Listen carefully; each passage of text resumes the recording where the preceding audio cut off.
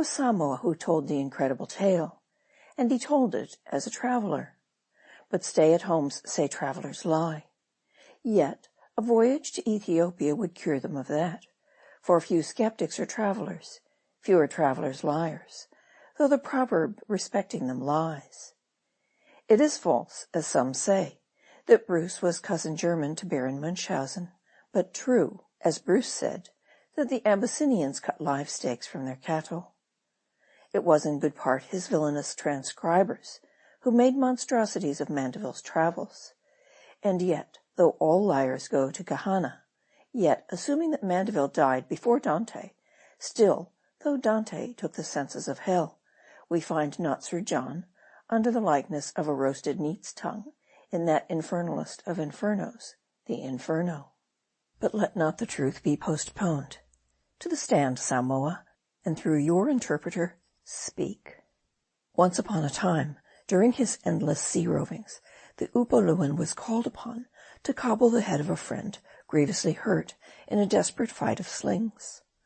Upon examination, that part of the brain proving as much injured as the cranium itself, a young pig was obtained, and preliminaries being over, part of its live brain was placed in the cavity, the trepan accomplished with coconut shell, and the scalp drawn over and secured. This man died not, but lived. But from being a warrior of great sense and spirit, he became a perverse-minded and piggish fellow, showing many of the characteristics of his swinish grafting.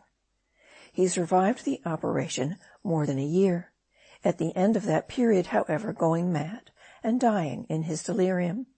Stoutly backed by the narrator, this anecdote was credited by some present, but Babbalanja held out to the last.